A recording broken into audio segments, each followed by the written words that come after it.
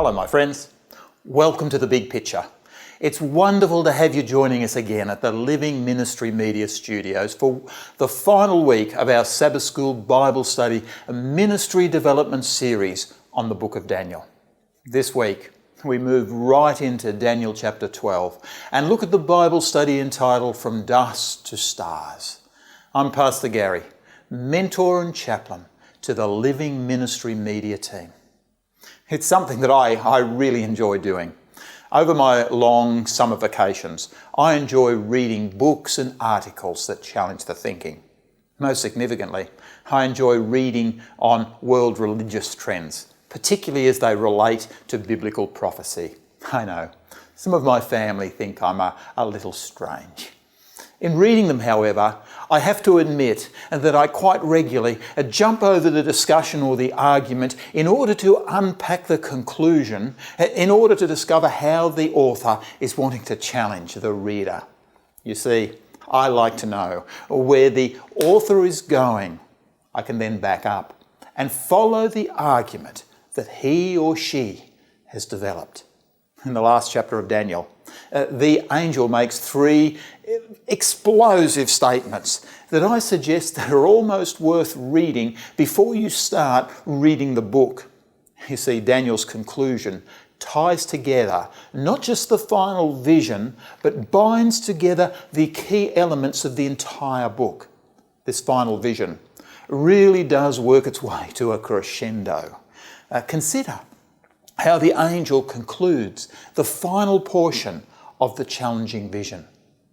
In the final chapter of this vision, God's people are not just facing persecution, but the whole world is facing a time of trouble without parallel. In this final chapter, the judgment is not just made in favour of the saints, but they are physically delivered, and those who sleep in death arise victorious. Finally, the vision concludes, but it's sealed. Daniel has recorded the vision, but is told neither he nor his contemporaries will understand. That privilege is for a future. That privilege is for our generation. I'm sure you'd agree. These are powerful statements. If you're leading the discussion of this week's Bible study, why not really dig into each of these? The first statement, there will be a time of trouble without parallel.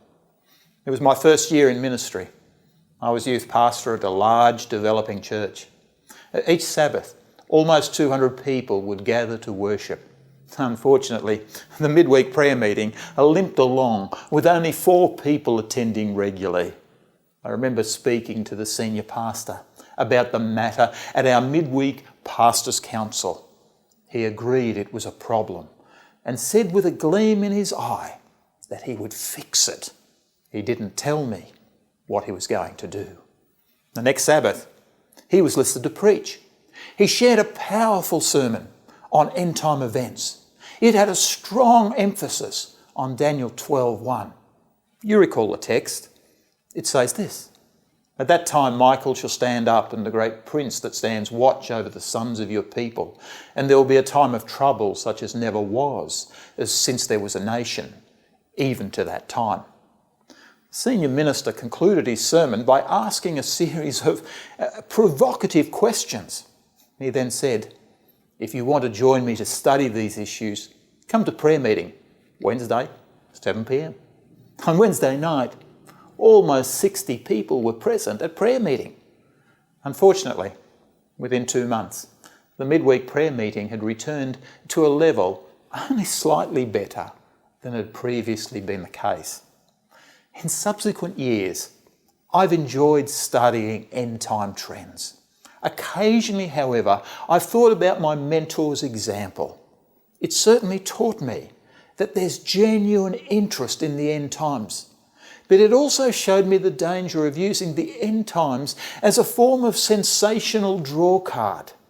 Perhaps if you're leading this week's Bible study, you could share this story and discuss these questions. How does Daniel's statement about the final time of trouble impact you? Do you think an action, like the one that was taken by my mentor pastor, would draw out significant numbers today. Would you agree with his ministry methodology? Alternatively, could the church be accused of having gone cold on teaching biblical end times? The second statement, the saints are physically delivered, the dead are raised. Daniel 12, 2 and 3 is the most powerful Old Testament statement on the reality of the resurrection. It offers both clarity and hope, yet it doesn't shy away from implying the reality of judgment. You recall the passage. It says, "And many who sleep in the dust of the earth shall awake, some to everlasting life, and some to shame and everlasting contempt. Those that are wise shall shine like the brightness of the firmament, and those that turn many to righteousness like the stars forever and ever." There's so much in this passage. The hope of the resurrection, a reward for the righteous, shame and contempt for the lost, and a promise that those who turn many to righteousness will shine like the stars forever and ever. To me, this almost reads like the appeal of an old-time public evangelist sharing the gospel to an almost convinced crowd. In the midst of the promise, however, Daniel implies the reality of judgment and personal accountability.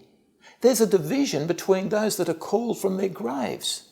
Then rewards are distributed to both the saved and to the lost.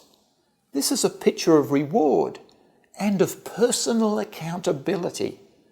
This teaching certainly fits with the judgment motive that occurs earlier in the book. Why not discuss this promise? Perhaps you could ask these questions.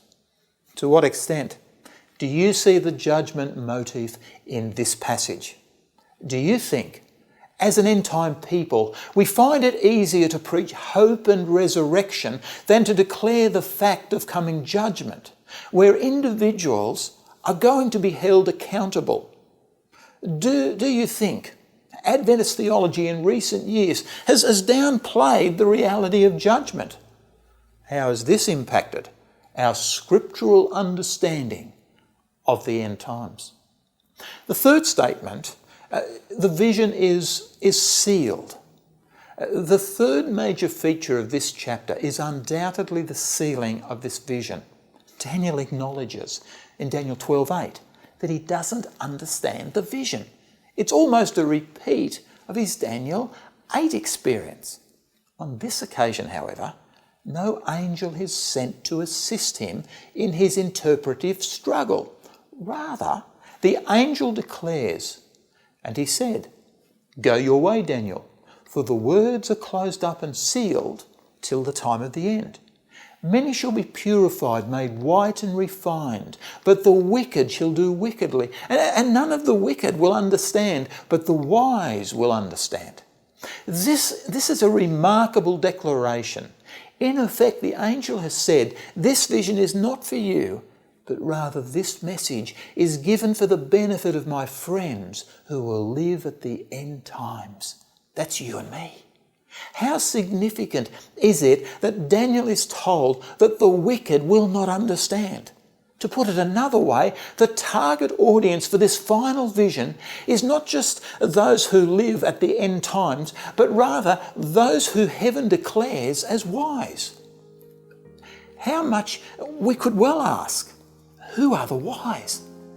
You know, Solomon declares in Proverbs 9 verse 10, "The fear of the Lord is the beginning of wisdom, and knowledge of the Holy One results in understanding." Could it be that Daniel, in the final few words, is saying the first step to understanding this vision is the maintenance of a close relationship with the Most High God? This is why Daniel is able to declare those that are wise will shine as the brightness of the firmament forever and ever. This last vision is for you and me. This last vision is for the believer. My friends, thank you for joining with us. I'm Pastor Gary. Thank you for joining with us through the first quarter of 2020. If you've appreciated our Sabbath School Bible Study Ministry Development Trial, please let us know. If you have any suggestions, please also share these with us. We can be contacted at the email address on your screen. If you'd appreciate a downloadable copy of this script for use in your Bible study class, this can be downloaded from the website on your screen. May the Lord richly bless you as you teach from the book of Daniel this week. And yes, really looking forward to meeting with you next week as we commence a brand new series. Thank you so much for joining with us.